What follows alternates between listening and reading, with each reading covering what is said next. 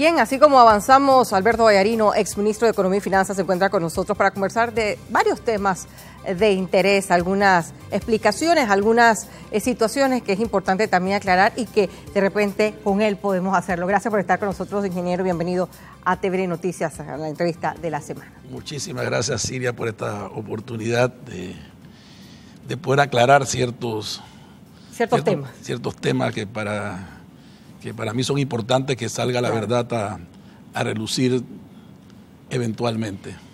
Quiero comenzar preguntándole algunas cosas que se dieron durante la administración pasada. Por ejemplo, ¿es cierto, ingeniero, o no, que usted apoyó la eliminación del control previo por parte de la Contraloría General de la República, que hoy día pues es muy criticado por todas las cosas que han venido pasando? ¿Usted apoyó esa medida en su momento? Siria, la persona que puede eliminar el control previo es quien ocupa el puesto de Contralor General de la República. Y así fue como, investida con esa potestad, que la señora Bianchini eliminó el control previo para algunas instituciones del Estado, aduciendo que se requería mayor agilización para llevar adelante una serie de obras que eran los imperdonables, así se le llamaba el presidente Martínez, le llamaba sus imperdonables. Recordamos. Y tenía de hecho montado una secretaría de metas que la dirigía Rómulo Ruz y que estaba detrás de todos los ministerios viendo que estos imperdonables fuesen ejecutados. Entonces, dentro de ese esquema, porque estas no son medidas aisladas, es que se toma esa decisión por parte de la Contralora de eliminarle el control previo a ciertos ministerios. Pero en su momento usted estaba apoyando la medida, por ejemplo, como parte del gabinete. Es que en realidad eso no fue una decisión del gabinete, hasta donde yo recuerdo. Eso fue una solicitud que hicieron algunos ministerios. Recuerdo que el presidente Martinelli sí estaba muy encima de ese tema, claro, porque simplemente habían retrasos que se daban.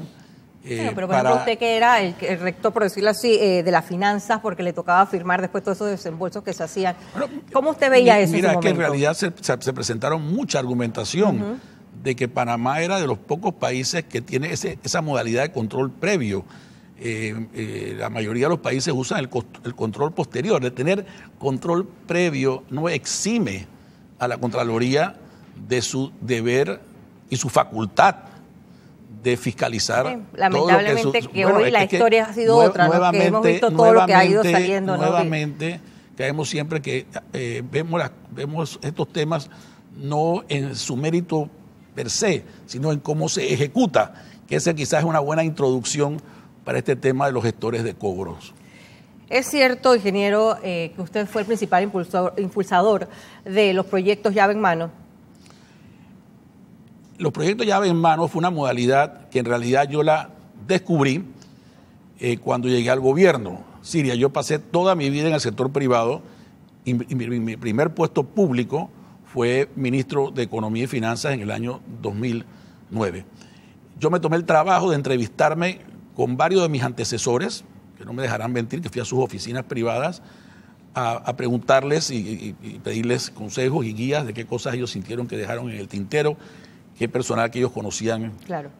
Y también me fui a Washington y me reuní en el Fondo Monetario, en el Banco Mundial y en el Banco Interamericano de Desarrollo para aprender de mejores prácticas en el tema de la administración pública, porque al final todos llegamos al gobierno desconociendo, la mayoría de nosotros, de qué se trataba. ¿Y los proyectos llave en mano era un modelo de esto? Y entonces, el proyecto llave en mano, ¿dónde lo descubro? Con la cinta costera.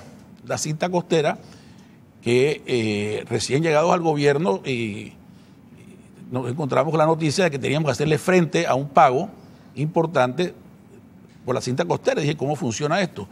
Me dieron la modalidad llave en mano. Y de ahí fue donde primera vez escuché esa modalidad y definitivamente y lo dije muchas veces, lo defendí en entrevistas muy incisivas que me hacía un periodista de un medio de comunicación y en la televisión, de que este país tenía una mora enorme de infraestructuras, una mora enorme de inversión en educación, inversión en salud, y que para poder, a veces estos países nuestros, dentro de la estructura presupuestaria, lograr una serie de objetivos que son importantes y que son para todos son prioritarios. El que está en educación, lo de él es lo importante, en obras públicas lo de él es importante, la Secretaría del Metro, la salud, etcétera. Esta era una modalidad que bien llevada podía ser muy efectiva. Pero aparentemente, ingeniero, no ha sido tan bien llevado, no fue tan bien llevada. Siria, incluso cuando se hizo, mira, Siria, descalabro y irregularidades. No perdamos de vista que durante mi gestión, y muy rápidamente la gestión Panamá obtuvo grado de inversión. Y eso fue porque adoptamos una serie de medidas, las reformas fiscales, y una serie de compromisos de sana administración fiscal, y que nos estaban vigilando continuamente y se escribía continuamente lo que hacía Panamá. Yo dejé una normativa en el Ministerio de Economía y Finanzas, porque ahora tenemos por ley que tener proyecciones a 5 años, que los compromisos llave en mano, los futuros compromisos, no podían exceder el 20% de ningún presupuesto en años subsiguientes. O sea que el gobierno entrante tenía la capacidad del 80% del presupuesto de inversión, que hoy en día los presupuestos de inversión en Panamá son de varios billones de dólares. Así que no era que no dejabas sin plata. No, si tú decías, vamos a hacer una cifra redonda, si el presupuesto de inversión era 3.000 millones proyectado para el año 2016, pues para pagos llave en mano se podía comprometer el 20% de esos 3.000 millones, a 600 millones. Le quedaba al gobierno entrante 2.400 millones si se hubieran mantenido los presupuestos iguales, pero los presupuestos suben todos los años. Esa es la dinámica. Todos los años el titular es el mismo. Se aprueba presupuesto récord en la historia del país. Ahora, ingeniero, con todas estas irregularidades que se han presentado y que quizás no nos fue tan bien usando esto de llave en mano, ¿usted hoy día se arrepiente o lo seguiría apoyando estos proyectos de esta manera? Yo creo que las cosas hay que evaluarlas en sus méritos. Yo creo que bien manejados es una herramienta que no la inventamos nosotros, como tampoco inventamos excluir a Tocumen y a ETESA y a la Empresa Nacional de Autopistas del sector público no financiero. Porque tú te imaginas en este país, todos estamos felices con el Hub de las Américas y nadie va a negar el enorme beneficio que ha representado esa expansión del aeropuerto de Tocumen, la expansión de nuestra aerolínea de bandera, los vuelos internacionales que llegan hoy en día directos de Europa. ¿Cuándo pensábamos? Bueno, si uno tuviera que ponerse a discutir con un presupuesto limitado de 1.000 millones de inversión, ¿a dónde le metes el dinero? ¿A la educación, a la salud, al transporte o al aeropuerto de Tocumen? Que la gente puede decir, eso va a beneficiar a los pasajeros de afuera, gente de afuera, Siria. Son debates interminables. Lo mismo que, por ejemplo, el tema del tema de la interconexión eléctrica con Colombia, que para eso fue que se hizo la exclusión. ¿Para qué? Para que pudieran hacer estos proyectos que tenían algo en común, y era que su fuente de financiamiento era propia. No tenían que usar recursos presupuestarios, como fue el caso, es el caso todavía de las autopistas, y el caso de Tocumen, que tiene su autonomía financiera. Entonces, estas fueron cosas, nuevamente, que los proyectos no son los cuestionables, sino la forma de cómo se iban ejecutando y la manera de financiar. Y el cuestionamiento de los costos de los proyectos y también. Y los costos también de muchos de esos proyectos. ¿Y cómo entonces, ingeniero, es que se llega a cobranzas del Istmo? Bueno, ya vamos a un tema fiscal. Nosotros llegamos con una agenda de proyectos y de programas sociales muy agresivas, sin precedentes en el país, y nos abocamos a una reforma fiscal. La primera estrategia fue, señores, no se puede meter uno con todo el mundo a la vez. Yo he visto muy buenas intenciones de mis antecesores fracasar o quedar a medias porque se peleaban con todo el mundo a la vez. Y ahí se toma la decisión de dividir la reforma fiscal en dos. Una se pasa. ¿Pelear por cobrar? No, espérate, vamos a ver, por cobrar impuestos, vamos a ver. Las reformas fiscales se dividen en dos. La primera se aprueba en el primer semestre del gobierno y la segunda en el segundo semestre del gobierno, que es donde está el tema de los gestores de cobros. Se hacen estas reformas ¿para qué? Para darle esa capacidad al gobierno de ejecutar. ¿Y cuál es la buena noticia para el pueblo panameño de la primera reforma fiscal? 100 a los 70, que hoy en día ya es 125 a los 65, pero eso se hace gracias a una reforma fiscal. Y el segundo beneficio importante para el pueblo panameño, ¿cuál fue en la segunda reforma fiscal? La beca universal, Y si vamos a los archivos y vemos las publicaciones de la época, porque aquí tenemos memoria, parece muy corta, vemos sabemos el gran beneficio que han tenido esos programas populares, que se hicieron otras medidas fiscales, y para ello también teníamos que tener, y aterrizo, teníamos que tener maneras de aumentar las recaudaciones, tener mejor administración de la propia ley, cobrar mejor los impuestos, que nos lo decían los asesores de afuera. Ustedes tienen que mejorar la forma de ustedes recaudan sus impuestos. Y ahí fue donde salieron las famosas cajas fiscales. Ahí es donde llega también el señor Cucalón, ¿no? Bueno, el señor Cucalón llega al ministerio con Dulcido de la Guardia, con Fran de Lima y conmigo.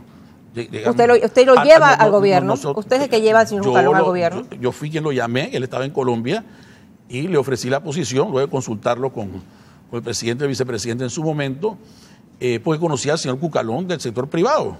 Pero ahora el señor Cucalón no está responsabilizando a usted de todo lo que ha pasado con el tema de cobranza de IVA. Eso podemos seguir, espero que tengamos para seguir el tema, pero déjame terminar cómo quedamos. Sí, usted sabe que es nada más que televisión y por eso tenemos que ir al punto para que... Pero me dijo el gerente que tenía bastante tiempo, así que vamos a ver. Pero bueno, entonces, ante la falta de capacidad y que teníamos que entrenar a las personas, una fuerza laboral desmotivada, etcétera, es donde se comienza a hablar de los gestores de cobro, que muy distinto a lo que se ha estado diciendo, incluso en este canal, en programas de este canal de televisión, de que Panamá es el único país en el mundo que ha tenido la brillante, entre comillas, idea de hacer esto. Es falso. Esto lo han utilizado muchísimos países del mundo y uno muy distinguido que es los Estados Unidos de América en el IRS.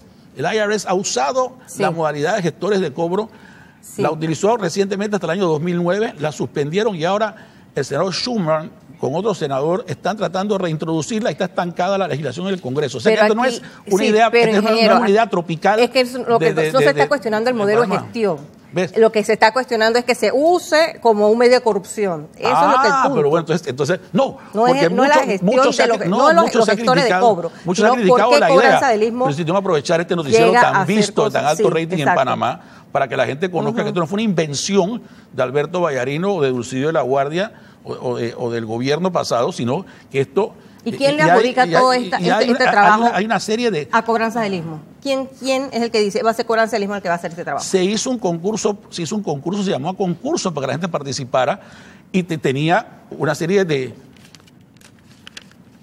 requisitos para poder participar, entre ellos que tenías que tener una organización montada, que tenías que tener un mínimo de personal, que tenías que tener experiencia. La ley es bastante... ¿Y usted sabe quiénes son los propietarios de cobranza del istmo? No tengo la menor idea. ¿No sabía antes ni lo sabe hoy día? Yo siempre esa empresa la asocié con Cristóbal Salerno, toda mi vida que supe que esa empresa existía.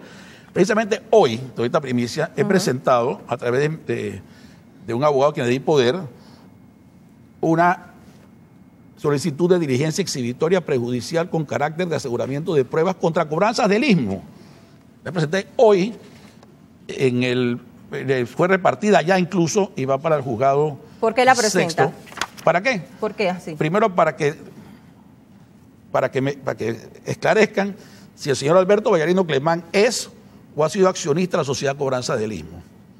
Y en caso afirmativo, si el señor Alberto Vallarino ha recibido beneficio alguno de la Sociedad Cobranzas del Istmo, usted está negando a razón de las comisiones cobradas en virtud del contrato de tercerización de cobros.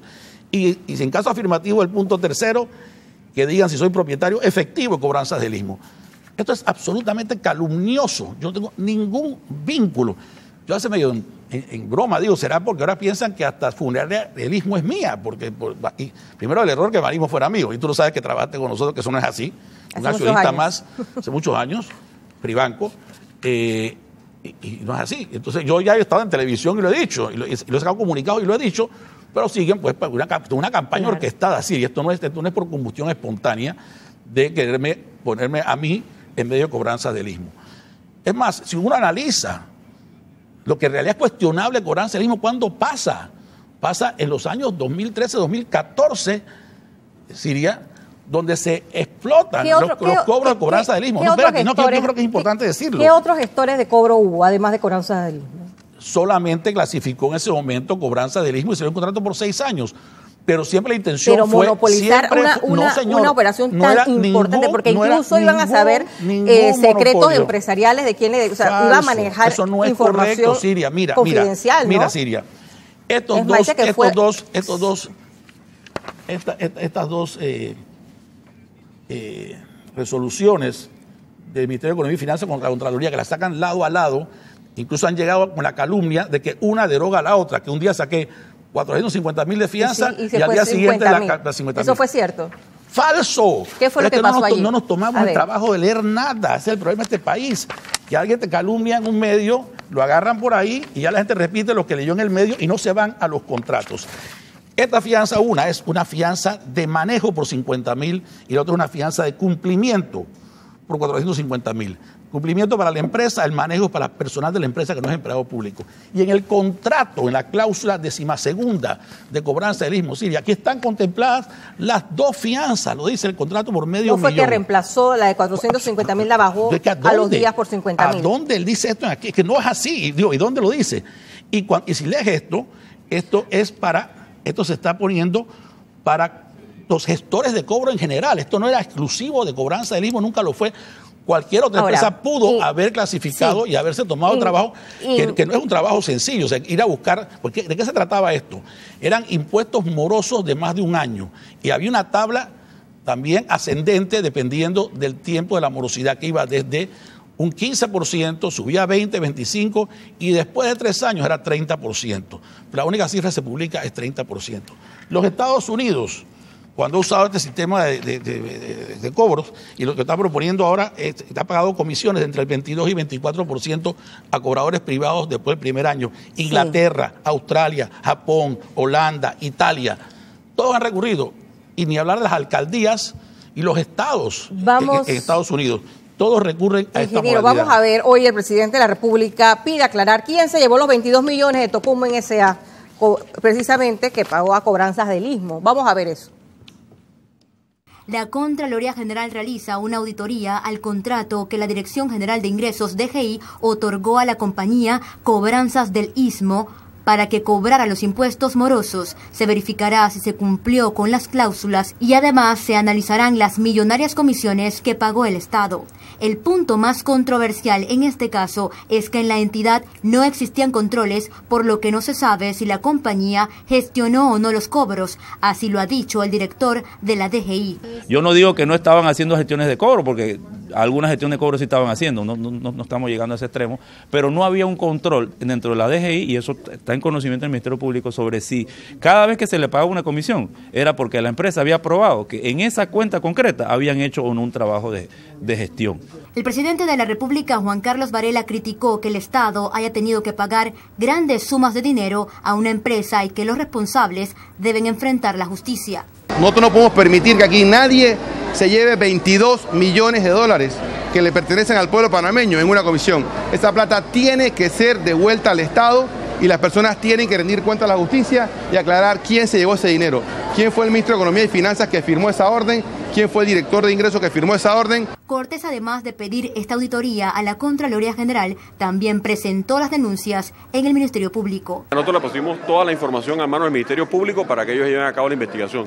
Toda la información que está en el expediente y la fecha de los pagos, todo eso ha sido puesto ya en manos del Ministerio Público desde hace ya varias semanas, para que el Ministerio Público lleve a cabo las investigaciones correspondientes. O sea que se van a concentrar básicamente en la fecha de los pagos, ¿o hay algún otro punto que...? Digo, todo el expediente, información con el detalle de los pagos y de dónde se originarán los pagos, sobre qué impuestos, ha sido todo puesto en manos del Ministerio Público. El debate central del tema penal no es la discusión de la tercerización.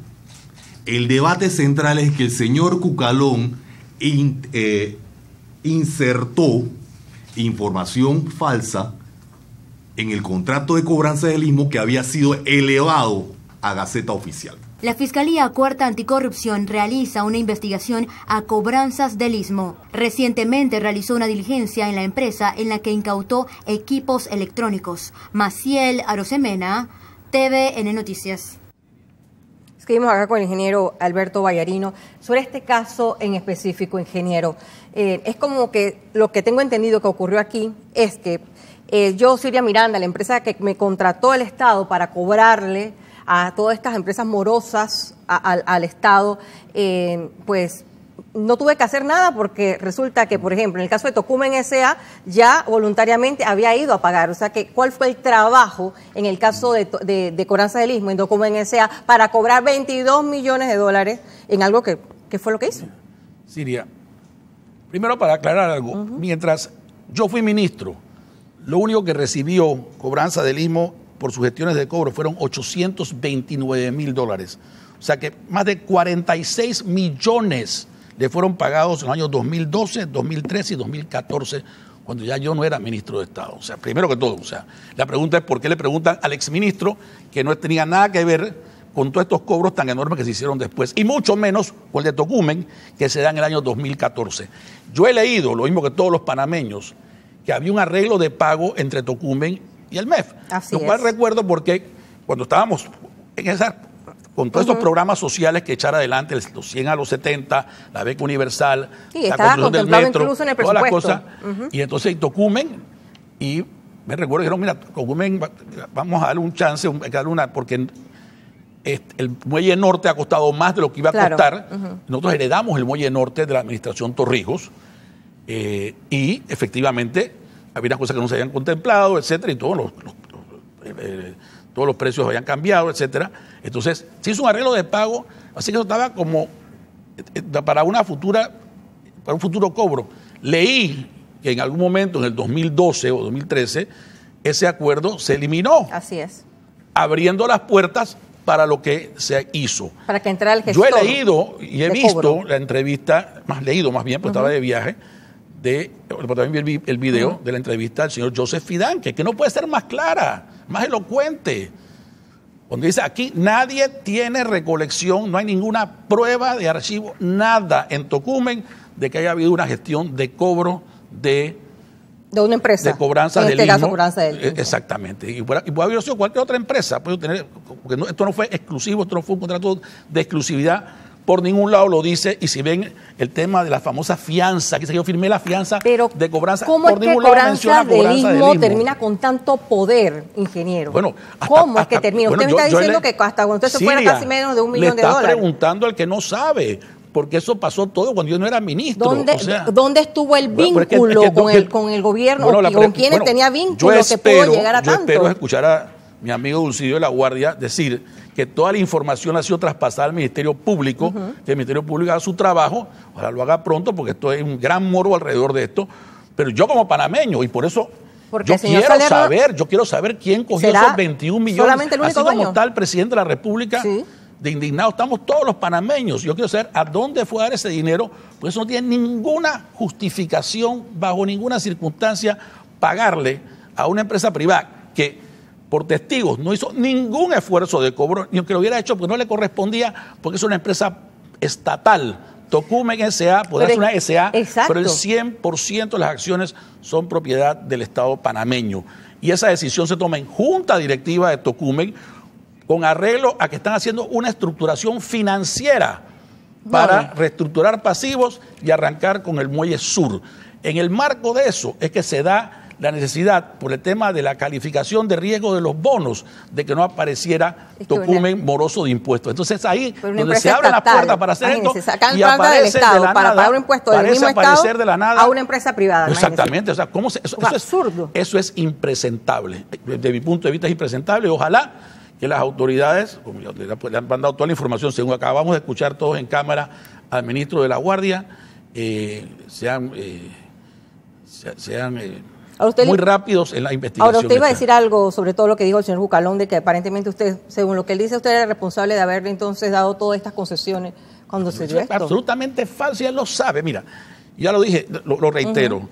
La ley, la reforma fiscal del año 2010, le da el poder privativo a la Dirección General de Ingresos de llevar adelante la contratación de gestores de cobro. No dice un gestor de cobro ni Cobranza del Istmo. Incluso y por esa razón que el contrato Siria está firmado entre la empresa por Magali Ramos y por Luis Cucalón, a quien le correspondía. La ley lo autorizaba a él para hacer esto. Ingeniero, incluso esa información que manejaba Cobranza del Istmo fue utilizada para persecución también. Bueno, es que lo que iba a decir es que yo hasta leí que hasta computadoras o terminales o archivos de todos los contribuyentes le fueron traspasadas cuando aquí se hablaba de pasarle cuentas morosas en una forma aleatoria, a razón creo que era de 300 cuentas por cada gestor de cobro, y tenía, si lees el contrato, ahí va a haber hasta un detalle de cuántos cobradores tenían que tener en moto o en carro y cuántas personas asignadas.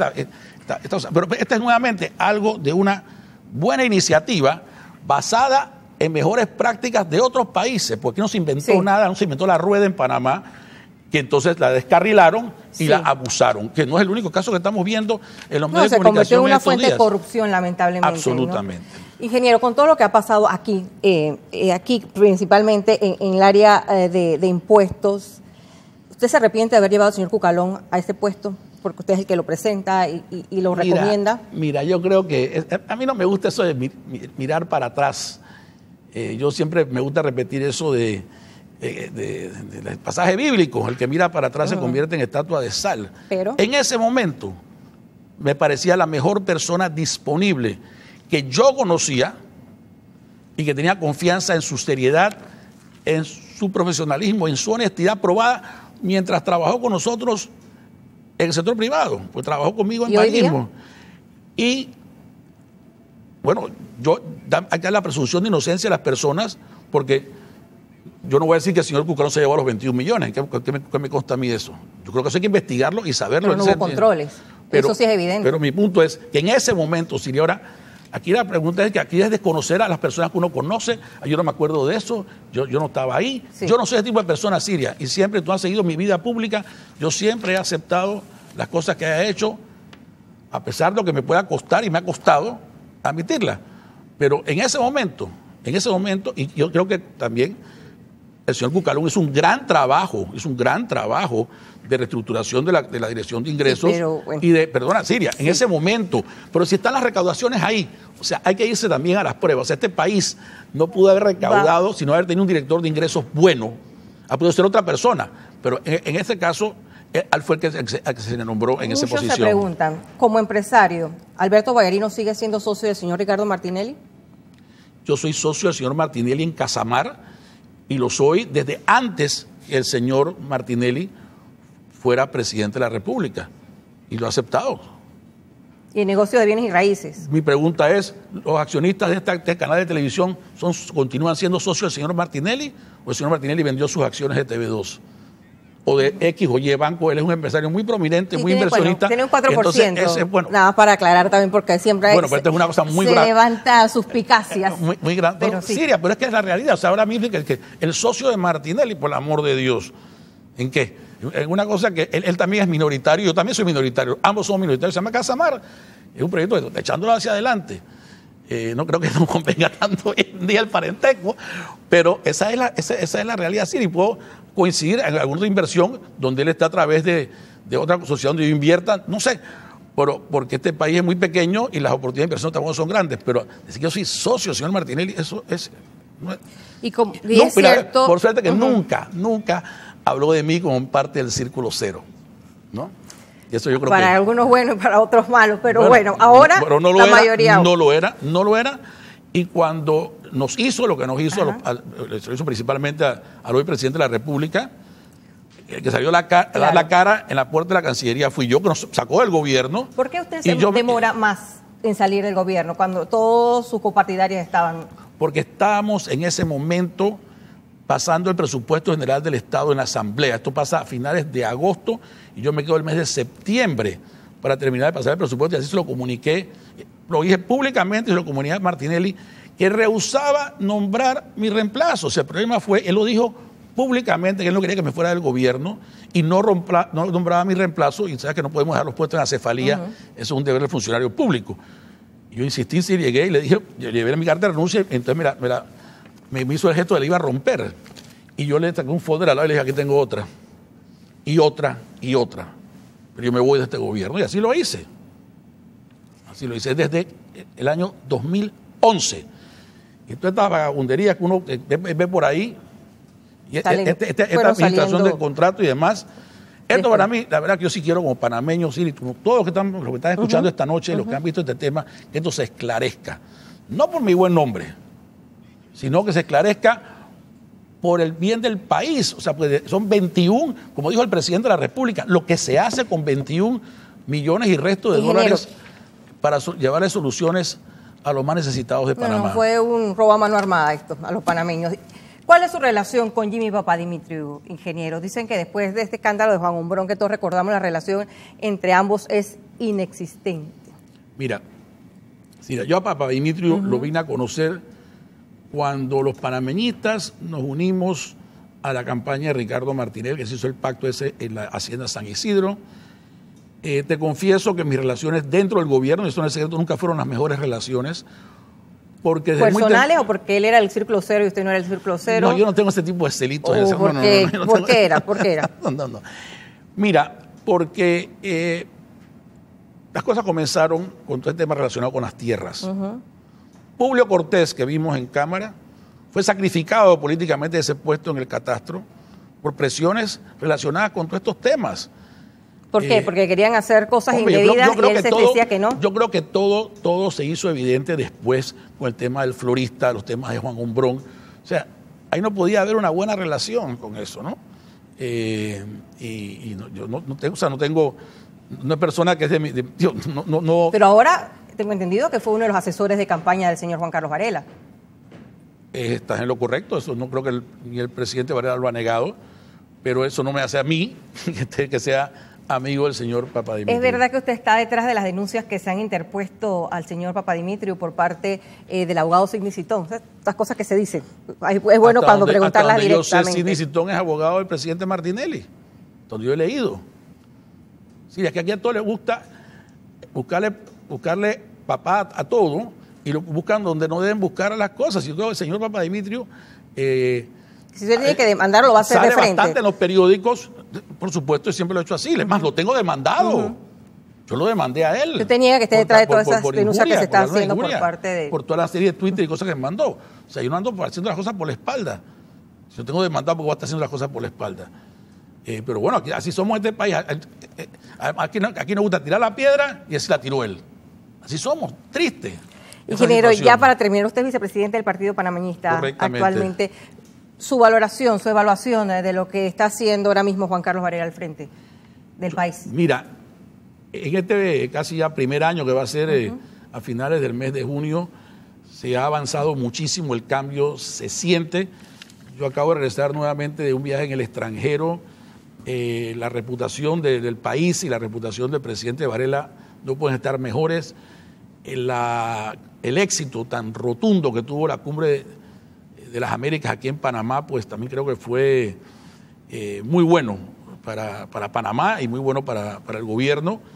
Definitivamente que por estas cosas de la realidad electoral de nuestro país, algunas reformas que se hicieron para favorecer más a unos partidos que otros, terminamos con una situación bastante desventajosa en la Asamblea Nacional. Entonces, cuando uno a veces juzga a algunas cosas que quisiéramos que fueran mejor, que fueran más ágiles, tenemos que tomar en cuenta de que no usamos de una mayoría legislativa. Y muchos piden agilidad, ¿no? Agilidad en impulsar. Y que estamos, en cierta manera, en un pacto asociado con un partido que ha sido el adversario tradicional del Partido Panameñista.